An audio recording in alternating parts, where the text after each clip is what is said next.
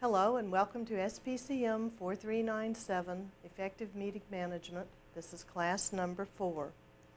Last time we were talking about the proxemics or interpersonal space relationships that people have and how those affect communication processes.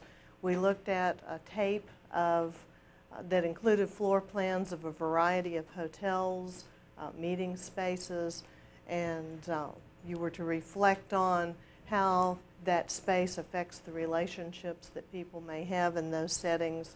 Be thinking about as you're working on your project what kind of space you need, your real or hypothetical meeting will need, what kind of ambiance might be created in order to more effectively accommodate the meetings of your attendees at the convention. Today we're going to turn back to a more theoretical focus. In your textbook on page 50, you have, and all of you should have been reading in your text by now, on page 50 there is a diagram of a travel and conventions council, and we won't try to project it today because you have a copy and because it's rather detailed. But as you look at that council and the network that's drawn there, you can imagine, envision the very complicated nature of that organization. And we've been talking about the general characteristics of systems, which are also the characteristics of organizations. We recapped those last time, so we won't go over that again. What we're going to do today is look more specifically at upward communication, downward communication, and lateral communication as we find that within organizations.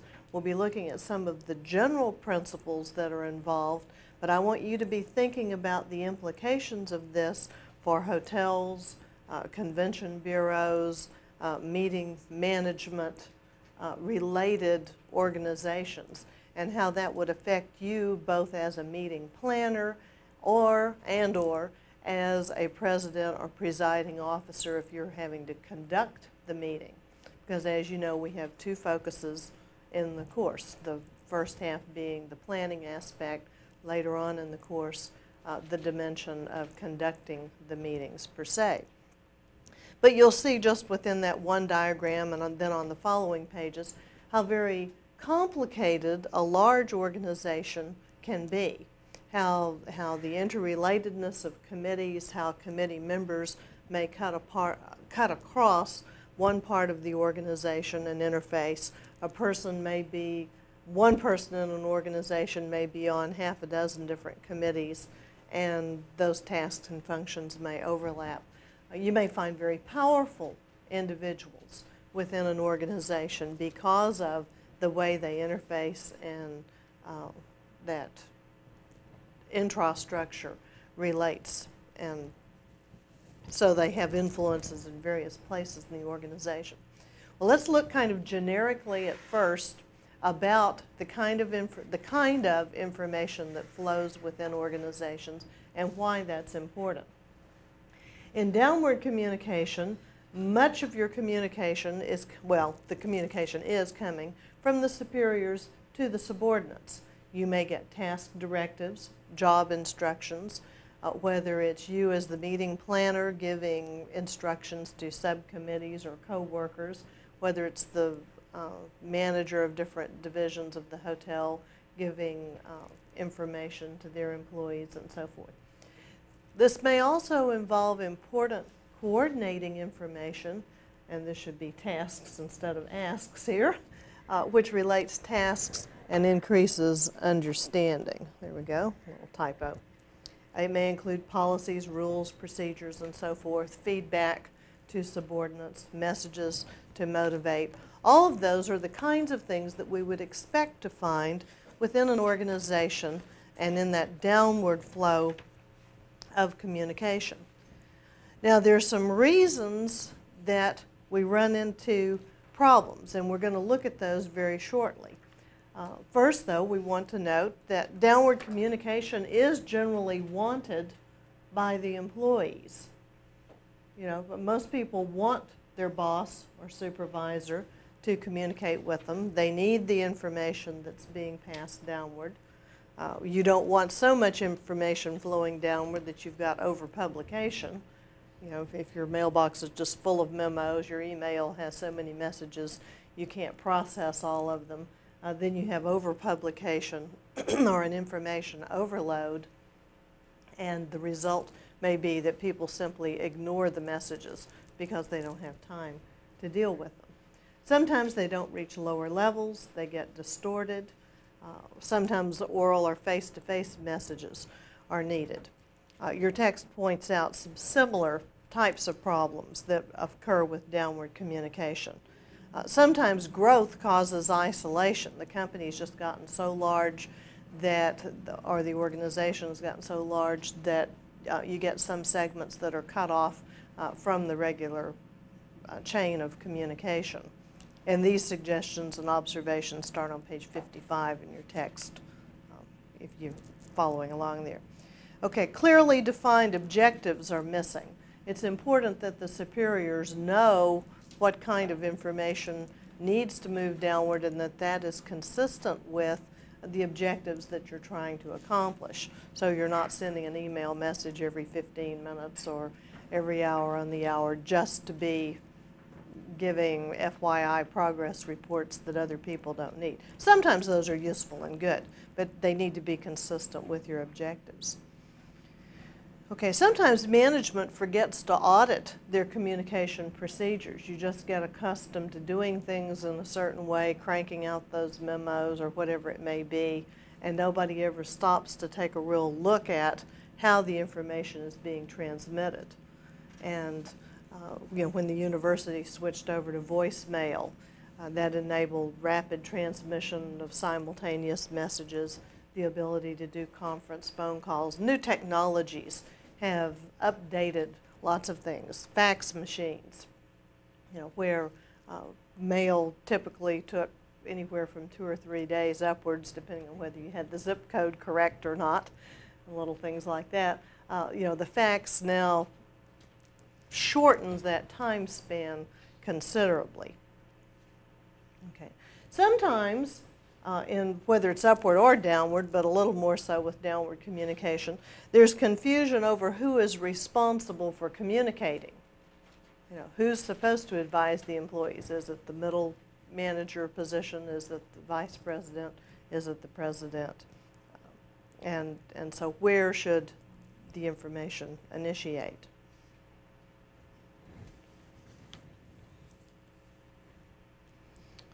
Okay, one report cited in your book says that the most credible source of information within an organization is the lowest ranking employee. I don't know if I would agree with that in all circumstances, but certainly there's some validity to that observation. When management says we're concerned about employees and you hear a entry-level employee saying management could care less what happens to us, or management says our employees believe us, and the employees say we don't believe a word they say. You know, and some of you may have been in organizations that have that kind of gap to them. Usually the taller the organization, meaning the more layers there are in the hierarchy, and we talked about hierarchy last week, but the more layers there are in the hierarchy, the greater the chance is for distortion, for misunderstanding, the greater the gap that may occur between what management is saying and what employees are hearing. To improve this downward flow of communication, it's helpful, first of all, if it's accurate. You know, if there's a track record within the organization of misinformation, and we mentioned last week there's absolute information and there's distributed information. You know, there's a given body of absolute information that exists within any organization, and then there's the distributed information, how much actually gets through to the employees, to the committee members, staff members, whoever it is that may need that information.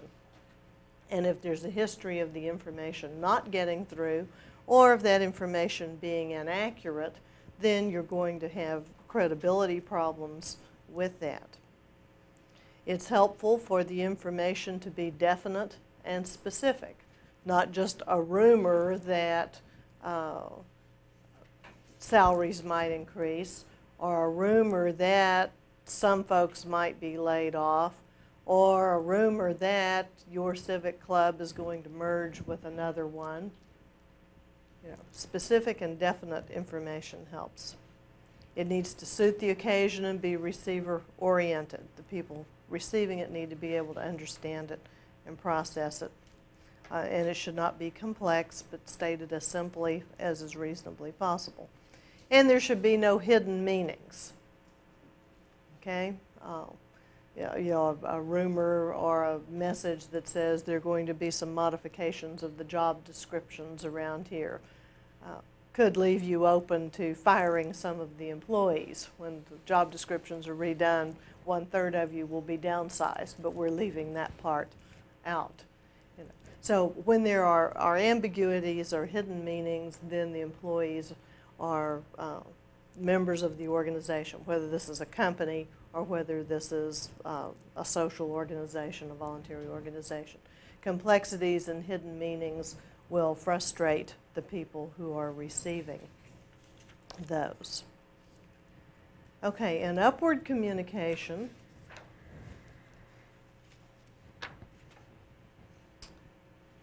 in very general terms, you're likely to find subordinates who are communicating about themselves.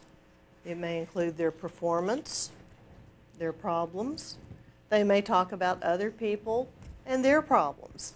And that's okay if this is not a gossip line, but this is an information sharing thing. You need to know if someone's car broke down, if there are personal problems, if there's been a death in the family, if a computer's malfunctioning, whatever it may, usually something that simple and yet frustrating, the individual would communicate themselves.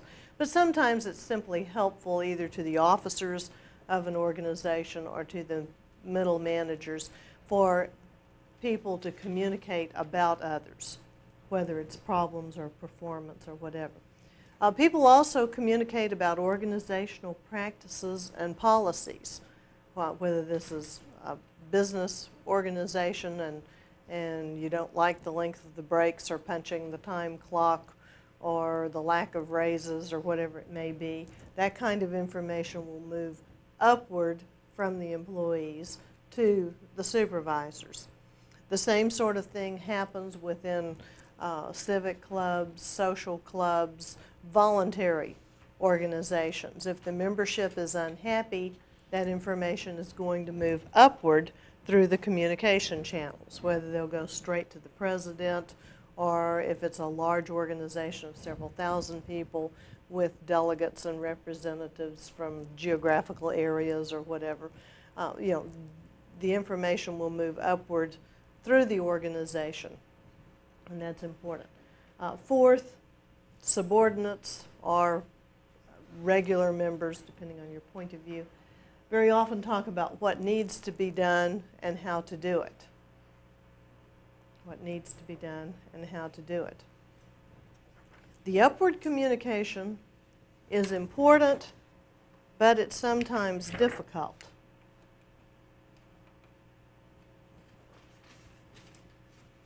Okay, it can make the subordinates feel very vulnerable, makes the workers feel very vulnerable. You don't want to get too cranky around your boss. They may tell you just to pack it up and find another job. And usually within voluntary organizations, we don't want to appear too cranky or too disgruntled. Most human beings try to get along with one another in a reasonably social kind of way. So there's the vulnerability.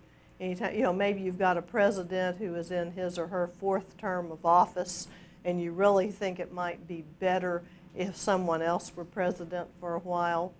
But to walk up to that person and say, I really think you shouldn't run for office again. We need some new blood around here. That's a socially awkward kind of thing to do for many people. And so it needs some other possibilities. But to the extent that the subordinates can communicate with the superiors, whatever context you're in, it reduces psychological distance between the status levels. Most people enjoy knowing the president. Okay, so whether it's the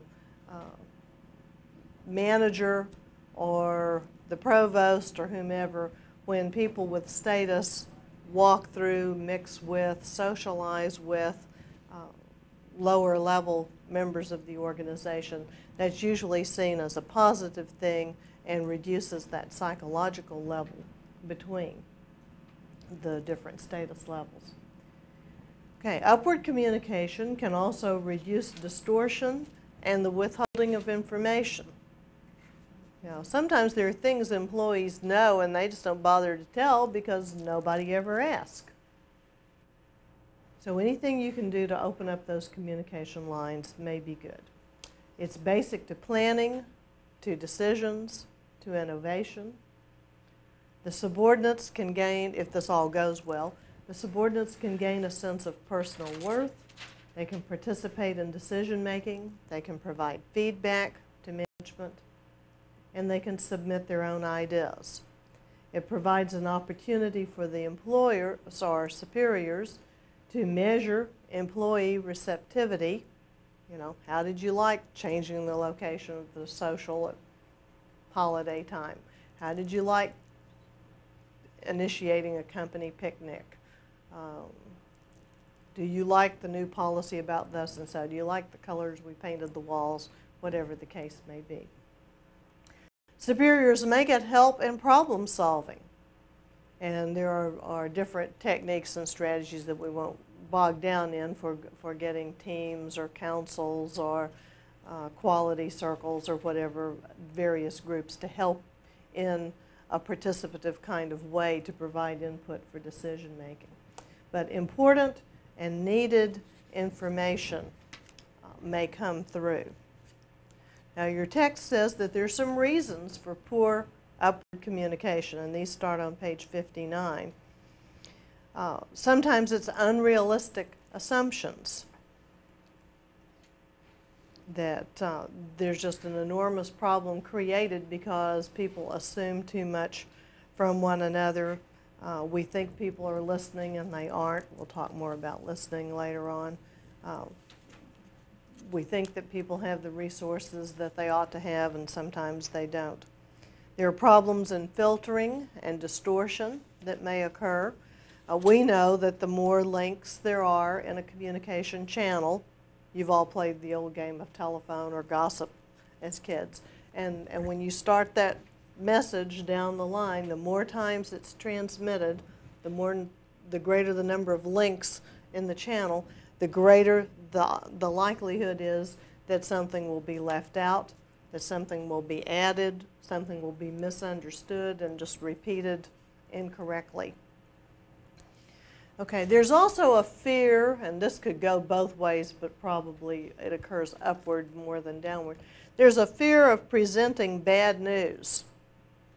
You know, when things have gone wrong, whether your computer's crashed or you can't get the report out on time, or there doesn't seem to be enough money in the budget to accomplish the task that your committee has, whatever the case may be. The fear of presenting bad news is a reason why people sometimes don't provide information upward when they otherwise could.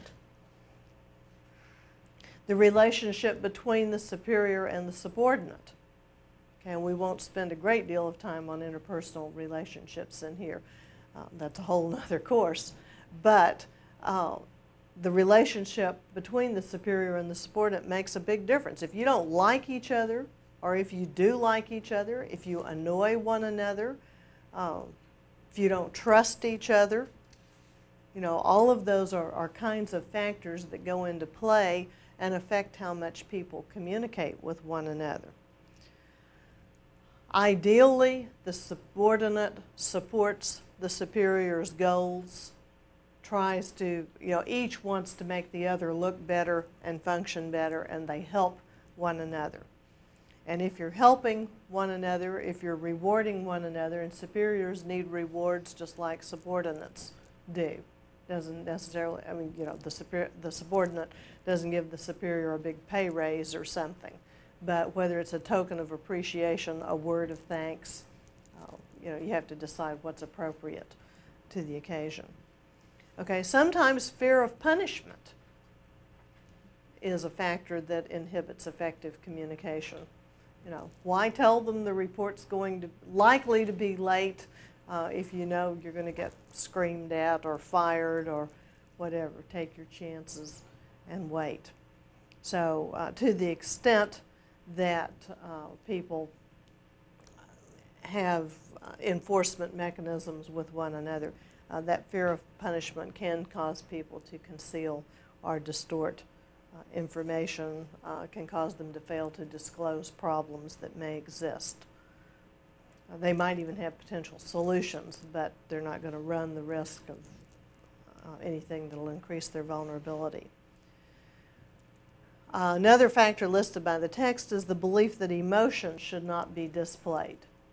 And sometimes if a person can't relay the information emotion-free, then they'll, you know, whether it's anger or sadness or whatever, they'll simply choose not to communicate.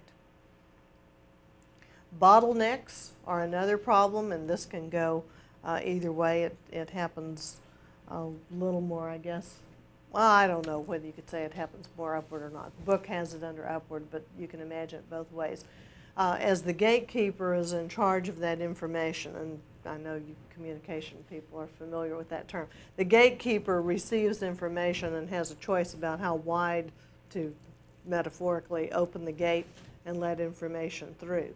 And if the person who controls that information doesn't let the information through, then there's going to be a problem. And they can control that information upward or downward. There's an effect called the Janus Effect. Sorry about my artwork here, but I couldn't draw a Roman god for whom this is actually named. If we can get this all on here. Okay.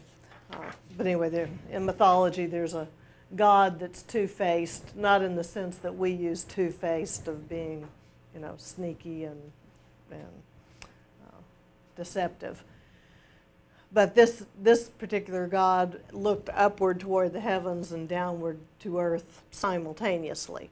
And this is a position that many middle managers find themselves in which they find themselves. No dangling prepositions there, please. Upward, you may be concerned with relationships, with survival of ideas. Downward, you have to ensure due process, demonstrate leadership skills, and so forth. And so those bottlenecks in information can occur at either of those points, wherever you've got a gatekeeper.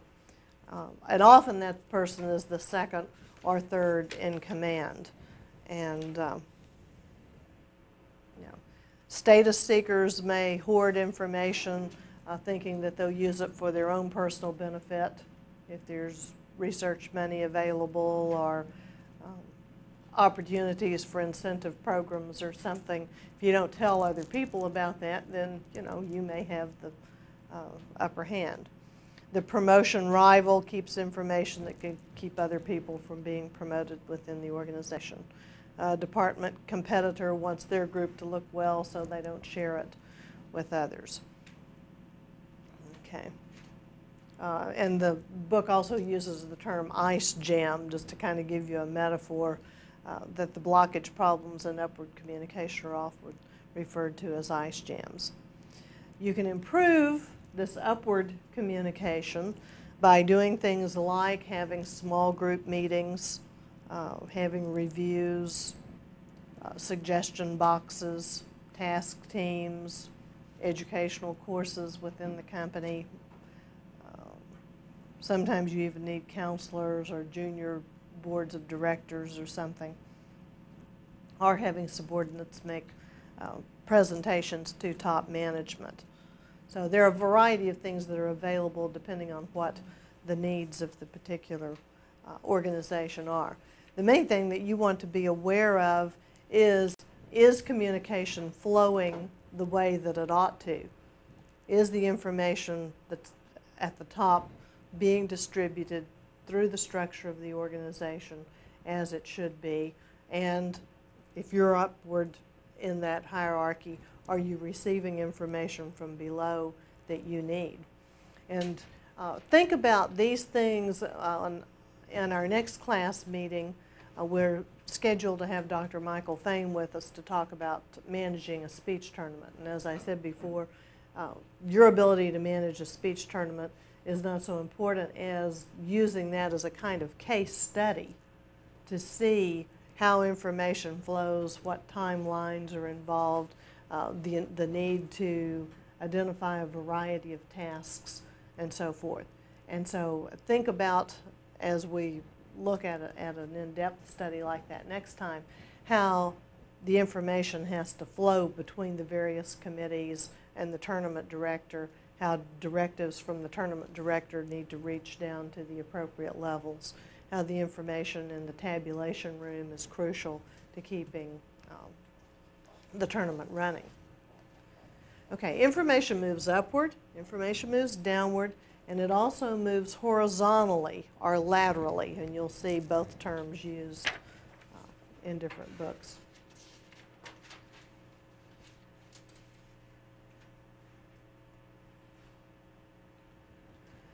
Okay, if we're talking about a business, the horizontal communication is important for interdepartmental exchanges, for problem solving, for coordination.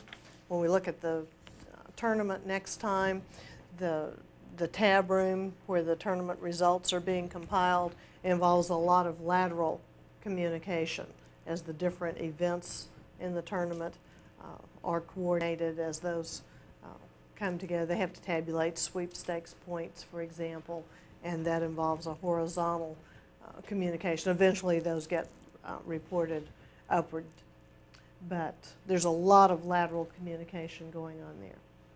Okay, the horizontal communication can reduce the links in the communication chain, and we just noted that that's a problem sometimes, the number of links in the chain.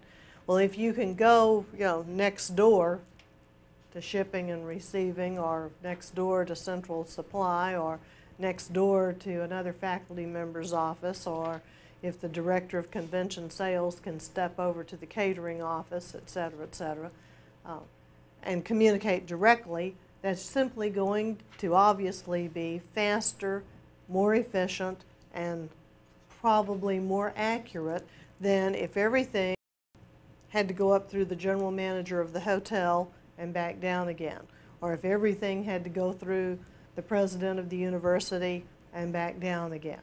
You just have a big bogged down because of all the excessive overload of information. You'd have so much stuff moving. So the horizontal communication can reduce the links in the chain. That helps reduce filtering. That helps reduce distortion. Sharing information helps task effectiveness. Maybe you just need to pick up the phone and say, how many people can we seat in the ballroom? Or if you're the meeting planner, you're calling the hotel saying, we've had an increase in requests for the banquet. Can we move to a different location? What would happen if we did this? Can we hold this function outside? Will it rain? What will we do if it rains? Whatever. But sharing information can help you in your task effectiveness. It prevents managerial overload. If we had even a curriculum coordinator that had to approve every lesson plan in the university before it could be taught, it might help the course content sometimes, but that would be a really busy person. And it's why the public schools, in many instances, have set curriculum, and they're expected to be on a particular objective on a given day in a given class, so that there's some uniformity and control there. Okay, number 5, it increases worker morale and confidence in problem solving. If you can just work things out within your own department, that usually gives the people who are involved a sense of worth, a sense of self-esteem, satisfaction that they pulled off this special event all by themselves and they didn't have to go consulting lots of other people. They didn't have to contact national headquarters out of the city or something to figure out how to pull off a 50s party or how to hold a banquet on the ice rink or something like that. So generally, it can be very useful in terms of morale. It may lack control. It's important to know which things are appropriately handled interdepartmentally. And again, if we're shifting back to voluntary organizations, there are some things that, we'll just pull Civic Club, for example. Pick any club, you know, it can be a fraternity, sorority, it doesn't matter. There are some things that the assembly or body is in charge of. There are some things that the total membership needs to vote on. There are other things that are within the purview of the committee that it's assigned to. There are some things that committees can work with each other on and coordinate, collaborate, and pull it all together. Okay? And so as you look into voluntary organizations more, it's important to know which things require a vote of the membership and which things have, you know, where the power and authority has already been assigned to a committee or an executive board to do that. Because somebody's in charge, someone has to make decisions, but you want to be sure that those decisions are made where they're supposed to be.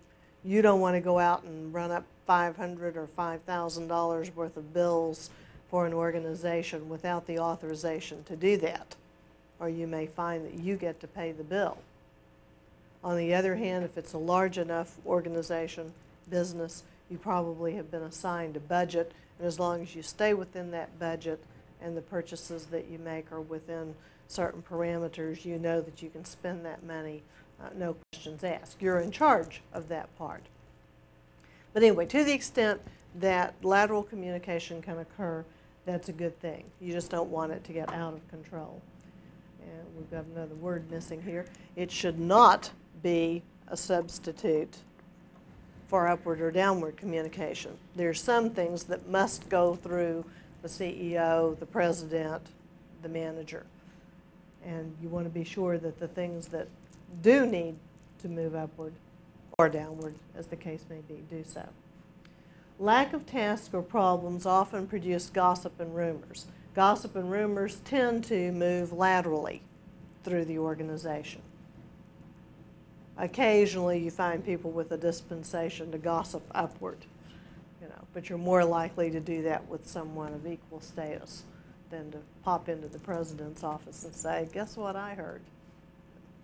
And often the gossip and rumor transmission that's taking place is occurring about or is about either an upper level or a lower level within the hierarchy. So it's likely to occur within that particular level, to stay within a particular level.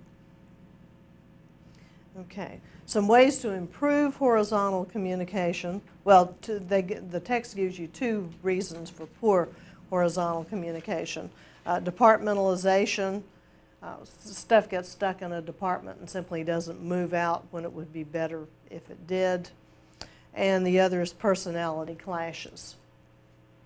Okay? So to improve horizontal communication, you want realistic organization charts. Your organizational chart you know, shows your formal organization, but you need to be aware of the informal organization as well.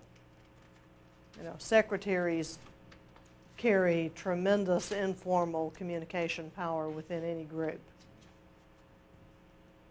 Or if this is a voluntary association and committee chairmen happen to live in the same neighborhood or a couple of doors apart, you're likely to get more communication there than you would if they were on the opposite side of town.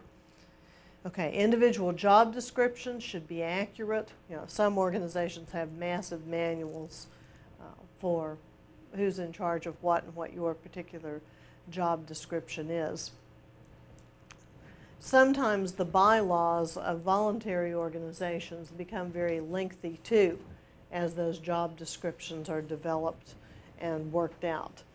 But it's one of the ways, you don't want them any longer than they must be in order to get the job done well and clearly.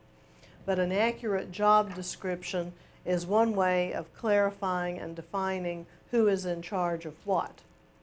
So when you look at the bylaws of an organization, those bylaws we talked before about committees, about how the standing committees are listed in the bylaws, excuse me, the bylaws will not only list those committees, but if they're written well, they'll have a descriptive statement about what the responsibility of that particular committee is, so that you can tell the job of the membership committee from the job of the scholarship committee, from the responsibilities of the nominating committee or budget committee, and so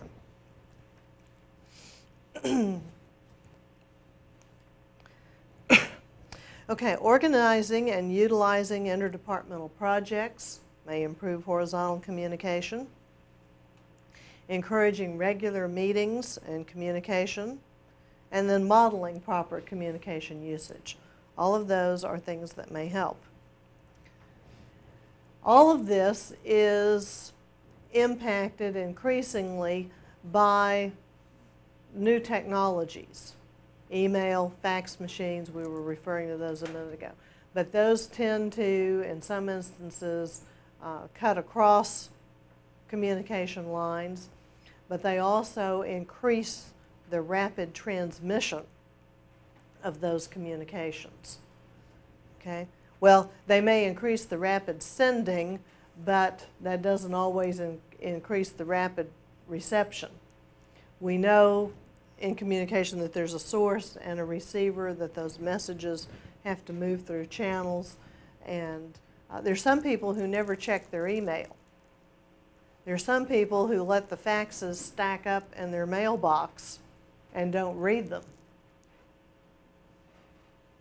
Now we could get into the reasons why, which have to do with information overload and setting of priorities, and so I'm not saying that that should be your first priority of the day. But the ability, to hit one command and send a message out to the whole faculty and the General Information Service here at U of H, I don't know if they hit one command, I'm not sure what their sequence is, but rather easily they can do a broadcast message to every faculty member, some 1,000 of us, and make announcements about events that are occurring on campus. Or the director of the School of Communication can very easily send duplicate messages to the 25 plus members on the school faculty. And that's very efficient, and it can be very timely. But if people don't pick up their messages, it's just like ignoring the written messages in the mailbox. In your case, it may be the junk mail in your U.S. mailbox, and you've learned to look at those return address labels and trash some of them without ever undoing the staple or the tab, because you know from the address that you're not interested in what they have to say. All these prize-winning opportunities that you get, some of you may still read. It depends on how much mail you get, but you may trash your big opportunity to win $300,000 when you look up there and see that it's pre-sorted bulk mail, or it's bulk mail, or it's pre-sorted first class. Gee, there must be 50,000 people who are getting this same wonderful opportunity that I am. I don't think I'll read all 6 pages of this flyer to find out what I might be getting. So the computer communication cuts across time boundaries, and that's a good thing, generally. It also cuts across geographical boundaries. It makes the sending of multiple messages simultaneously a possibility. The computer messages avoid the bottleneck gap that we were talking about a while ago. When the superior sends the same message to everyone, then you don't have to worry about whether the middle manager sends that message on down the line. It avoids paperwork and all the piling up of paperwork that is sometimes involved. And it may lead to the creation of special information networks where people with particular interests get on a segment of the internet or whatever. What's wrong with computer-generated messages, new tech messages? Anything? Do we lose anything with something like email?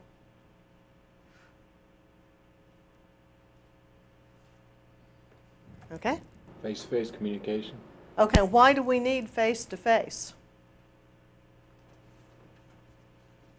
Somebody help him out. Yes, Trissy. For the verbal and nonverbal reactions, facial reactions. Okay, the nonverbal cues are missing. Okay, you know, you folks at home watching this on videotape, I can tell these folks are awake and here today. You know, we haven't lost anyone yet. I don't know if you're listening to this tape still or if you've dozed off.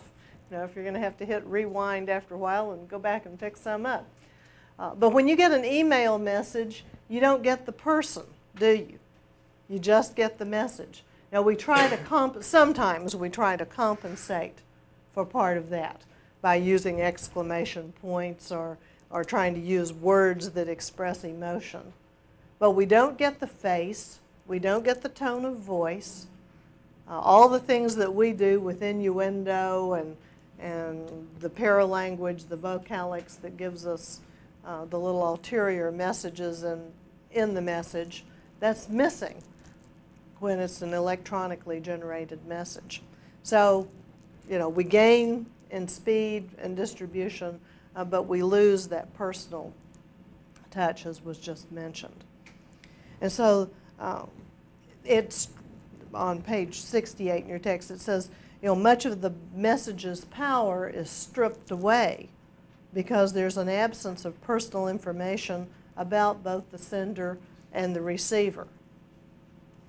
Now, sometimes that's good. We don't stereotype based on clothes or jewelry or hairstyles or personal appearance. But other times it's not so good because we lose facial expression and gestures and tone and all of those other nonverbal cues that may help us decide what's really being said in this message. And a lot of times in our interpersonal communication, the notion of debiasing, if you've heard that word, or second guessing, reading between the lines, maybe that's what many of you called it, the ability to read between the lines, what is this person really after, or what are they really saying here? And a communication label for that is debiasing, trying to figure out in that decoding process what's really going on. So those are two problems. Sometimes retrieving the information is difficult. You know, you'll get me faster by voicemail than you will by email because I still just forget sometimes to check the email. Usually get to it about once every 24 hours, but sometimes it's a couple of days.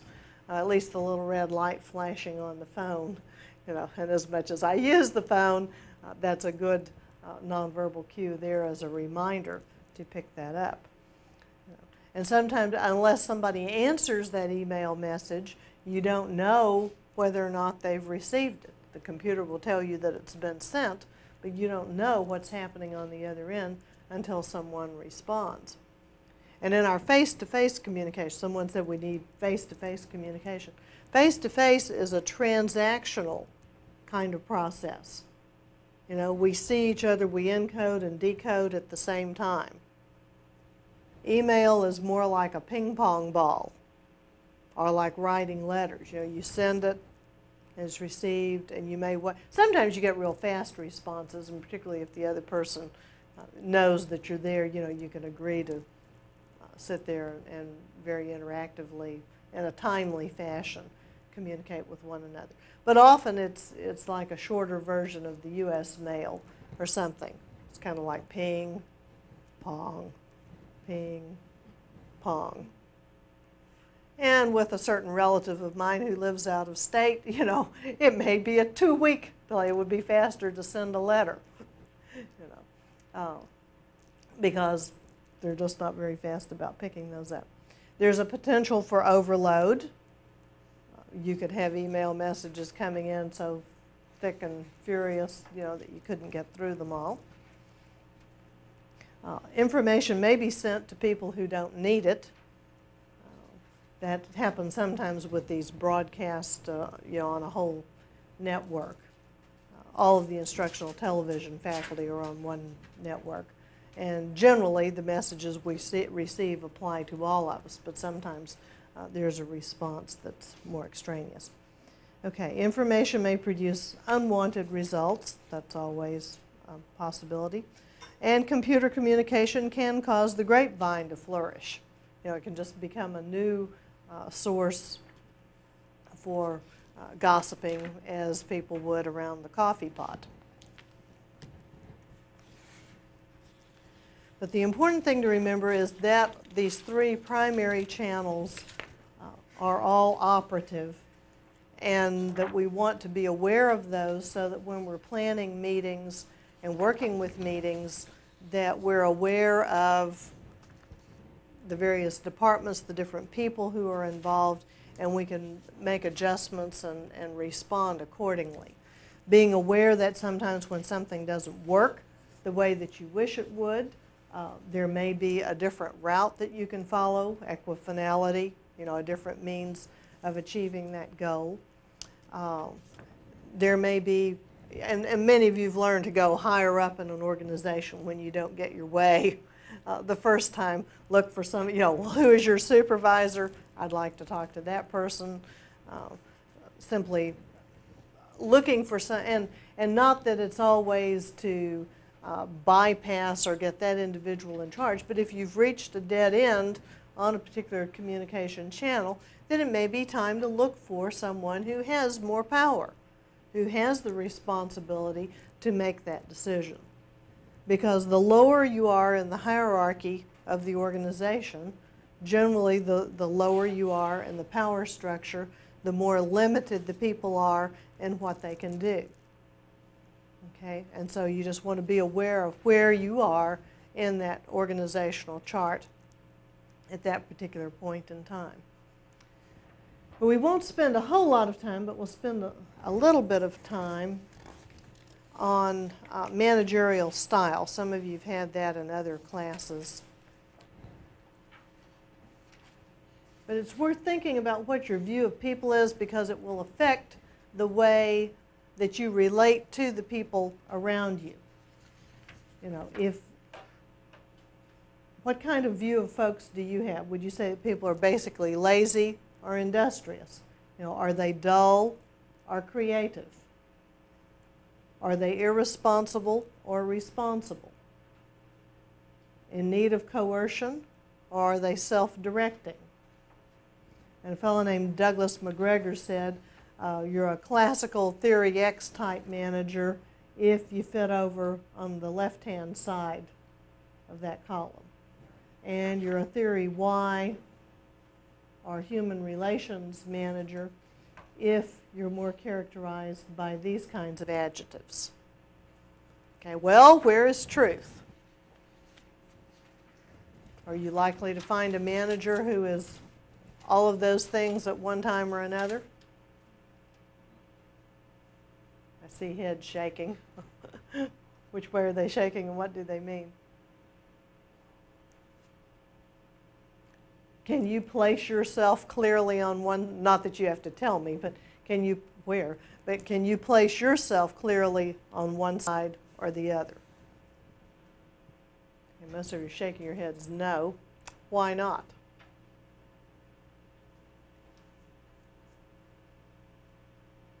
Are people always one or the other? No.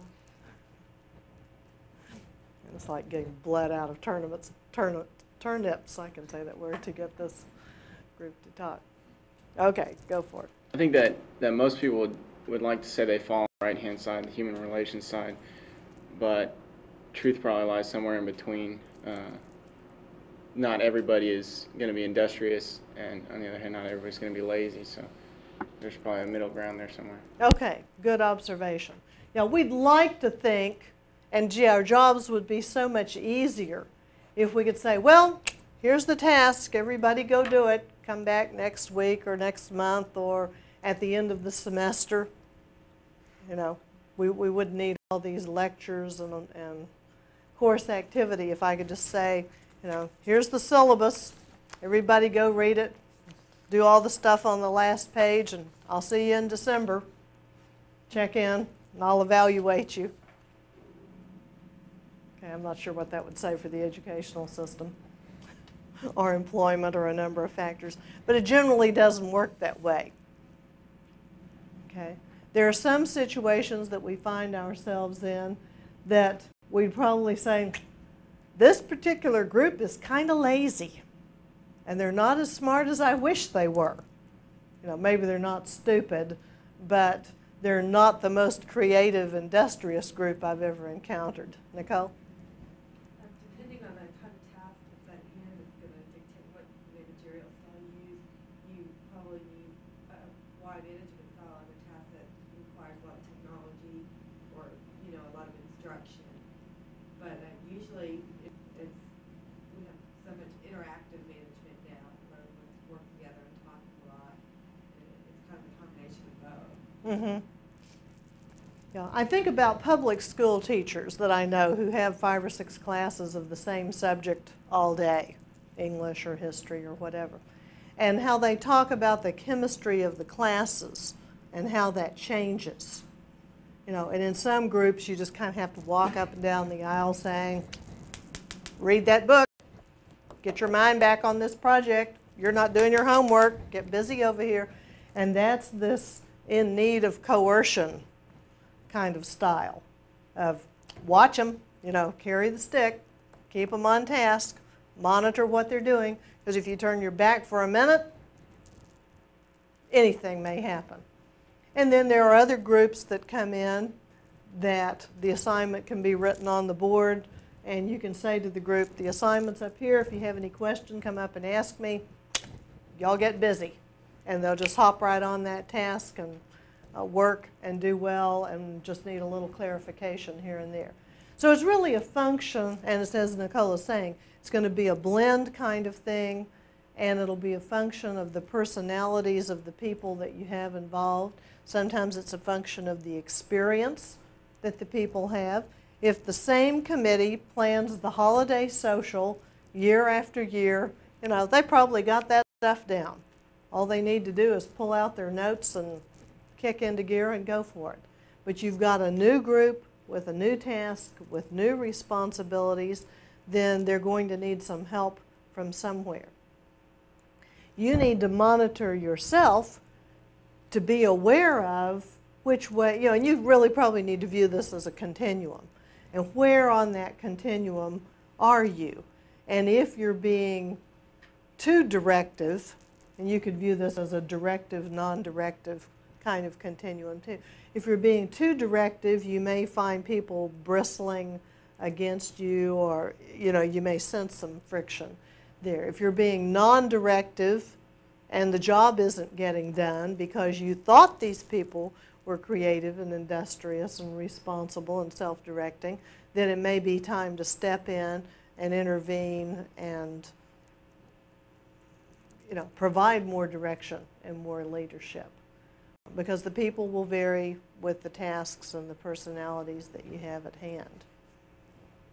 And you want that balance normally between the task and the climate. You know, and when Dr. Williamson comes in and talks about small group theory with you, she'll get into those two concepts more. But whether it's a committee or a big organization, they have tasks to be done. There's a job to be done, objectives to be met. But there's also a climate within that little committee or within that board meeting or that assembly meeting or that big organizational structure. And there needs to be a balance between those two. You know, some groups work real hard and don't care much about the climate. Others need to have a real good time, and if they get some work done now and then, okay. You know, and if this is a voluntary organization, you pay your dues. You know, sometimes you join an organization in order to have a good time. And that's okay, as long as everybody understands that's why we're in this organization. We're in here to have fun and enjoy each other, to have a good time. And if we happen to increase our membership or give a scholarship once a year, okay. Other times, you know, this is a business-making proposition, or you know, we're a chapter of a national organization and we have all these productivity goals that we're supposed to meet and accomplish.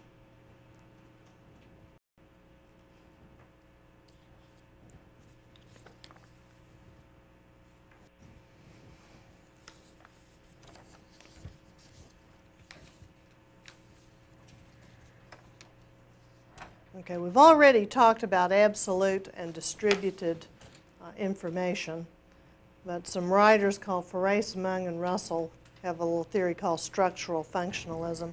Their focus on the organization is on the structure and the functions of the parts within that structure. And we've talked before about how information helps us reduce uncertainty. And so, you know, there's absolute information, distributed information. And whether or not the information is distributed where it needs to go will affect the amount of uncertainty that is taking place within the organization. A measure of job satisfaction that's sometimes used is to ask employees not only do they like their job, you know, how do you like your job? How do you like the people that you're working with? But are you getting the information that you need in order to accomplish your job? And if you're in a little club and you've been assigned the job of getting scholarship recipients or nominees for national awards or whatever, you know, do you have the information that you need to accomplish that? Because you would need to know what the criteria for the award might be. You need to know what the regulations, the time deadlines, those sorts of things. So do you have the information that you need in order to carry out whatever your particular task is? Okay, we've already talked about system and hierarchy. Just kind of wanted to recap here to be aware, for you to be aware that there's the individual. And again, it can be a civic club, it can be a big Fortune 500 company, it doesn't matter. It still applies. You have the individual within the organization. When that individual connects with one other person to communicate, we call that a dyad, D-Y-A-D, or the adjective is dyadic communication. Dyads and individuals come together to form groups, and the groups make up the organization. And you can look at the communication flow within the organization at any of those different levels.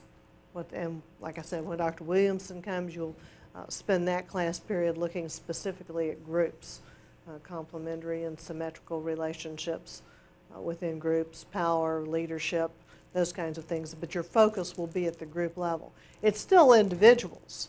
You know, each of you is an individual. Even though you've come into this group setting of the studio class.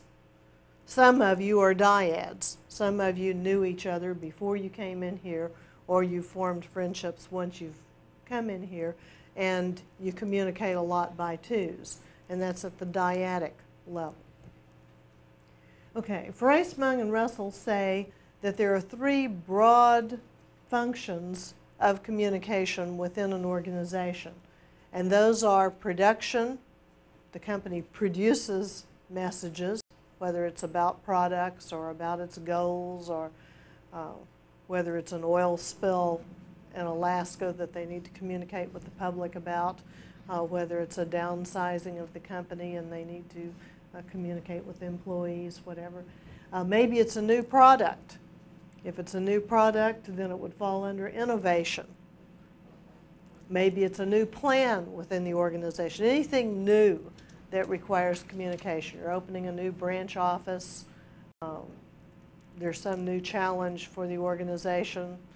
There are new plans, new goals being implemented. So production and innovation. And then the third broad function is maintenance. There's a lot of ongoing activity within any organization, whether it's your little neighborhood bridge club or the civic club or the University of Houston.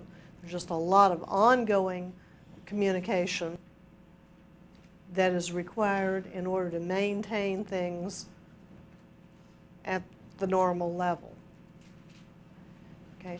And groups have a certain amount of energy, and it's sometimes called synergy within the group. And whether or not you have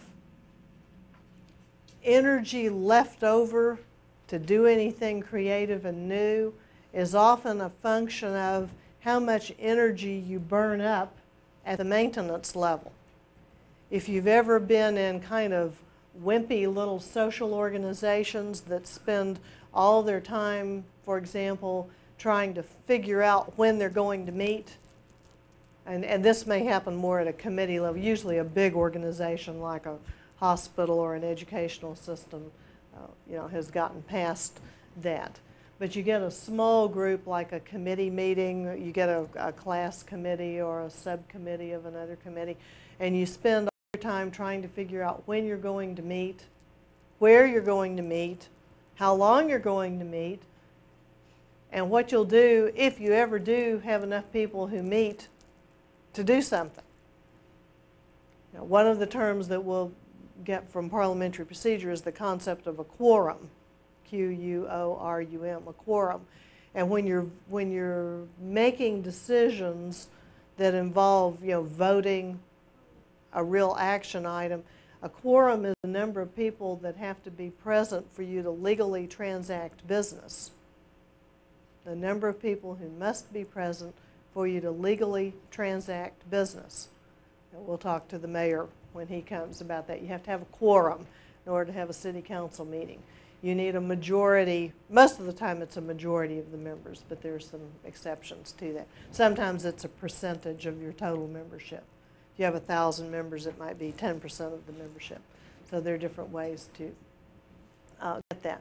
But in order to legally have your committee act or have your board of directors act or have the assembly, whether it's a state convention, a national convention, or the neighborhood civic club, you need to have a quorum present. Well, some groups spend so much time on the maintenance functions that they're worn out before they get anything else done. It was all they could do to get a quorum out to this meeting, and so they may carry on 15 or 20 minutes of business, maybe an hour's worth of business, but they're really tired by the time they get to that point. And the officers may burn up all their energy calling people who weren't at the meeting to kind of let them know what was going on and pacify them and keep them happy, because they all had good reasons, you understand, for not being there. And we want everybody to be happy. And that's a legitimate function within many groups. But anyway, it's an interesting notion within groups as well as organizations, how much of the energy of the group, the committee, the organization is used on maintenance type activities, and then how much is available for creative, innovative kinds of activities. Okay, for Acemung and Russell, look at the patterns of regularities in message transmission.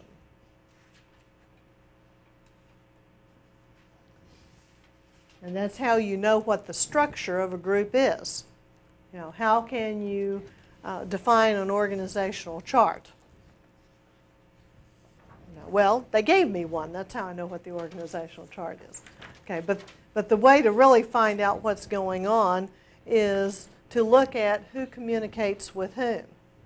And if you were doing a communication audit of an organization, then you would have outside consultants come in, or internal specialists if you have them. But those people would look at the flow of communication within the organization and then create a chart that shows which way the information actually moves within that group. I'll put this visual back up in just a minute. I have to show you my grapevine next. Okay, I want you to look at these people.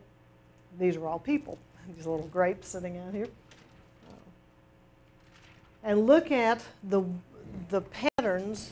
Let's try this on a different color and see if it shows up a little better. Is that easier to see? Okay. Okay, you'll see that some of the people are out here in a very isolated kind of position. This person only communicates with that one. This one up here only communicates over here. But then there are other people that are in much more centralized locations. You know, here's one that's the center of 4, and so on. Okay? And you can draw these any way you want to. If you had a real organization, you might find that, you know, one person is in the middle of 15 or 20, has direct communication with 15 or 20, and someone else is off out here in an isolated position. But there's a limit to how much we can get on a visual and so forth.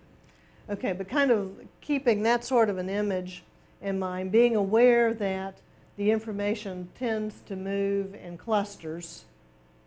You know, this person is likely to tell those 3, and then this one will tell that one, who will then tell these 3, and so forth. These people are sometimes called opinion leaders.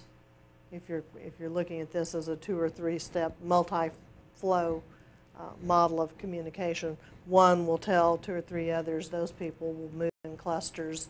Those folks serve as opinion leaders. You know, when there's a good piece of information on an interesting, good's the wrong word here, an interesting piece of information. You know, there's an explosion on the ship channel, the whole ship channel's on fire. Think about how you got that information. Did you pick it up off the media? Did you pick it up from someone in the hallway? How many people did you tell? If it had been burning for several hours before you found out about it, you probably didn't bother to tell anybody else. You figured you were the last to know on this particular item. But sometimes you feel like you're the first to know, and you call everyone who is significant to you. Okay, some labels for those people. Let's look at the roles. We'll come back to number 5 and number 6.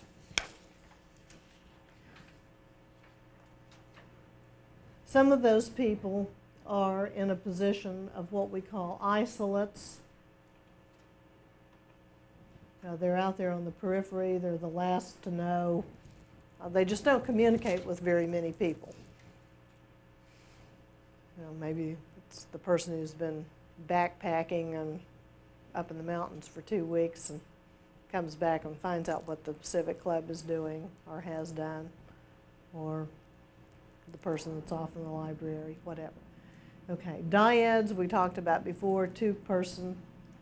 Some people function as bridges. They're a member of one group and they're linked to another group. They're a member of one group, they're linked to another group.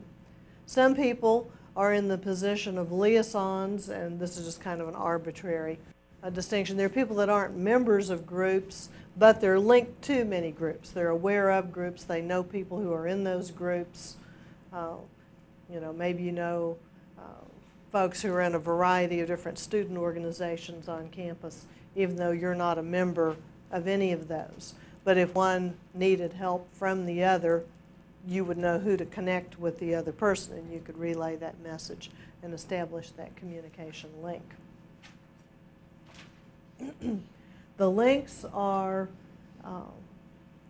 characterized by symmetry, strength, reciprocity, content, mode. Mode meaning, is this face-to-face or email, or just what kind of method of communicating with each other exists. But you know that you have stronger links in some groups and with some groups than you do with others. For example, there are some communication departments around the country that I have strong links with. I've communicated at least once a month, if not more often, with the department chairman there. There are others where I know the name of the chairman, but I can't recall ever specifically exchanging an information, a message, a piece of information with the person. And then there are others that I could find the name of the chair if I needed to.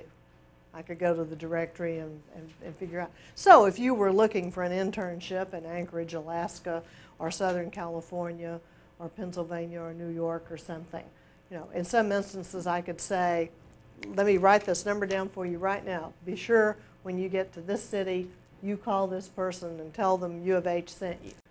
In other instances, it would require a little homework, a little information gathering, and so forth. There are some people that you have a strong link with, and you would stop what you're doing and in a heartbeat try to meet the needs, help that person out. They're having a problem with a task, a report, their computer's messed up and you know how to fix it.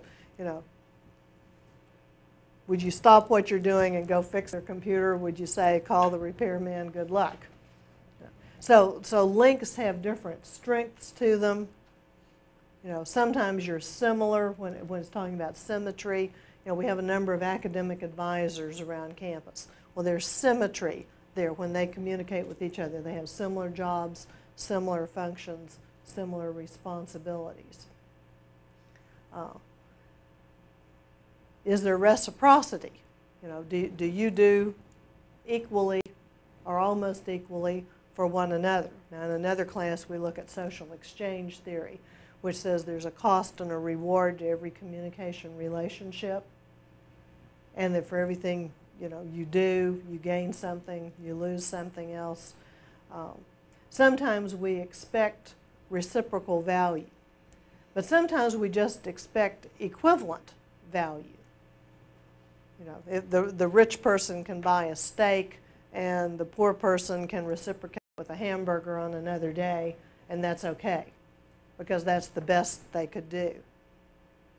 Okay. In the meeting planning industry, it sometimes gets into some real questions of ethics when it gets into this, what can you do for me, what can I do for you type thing.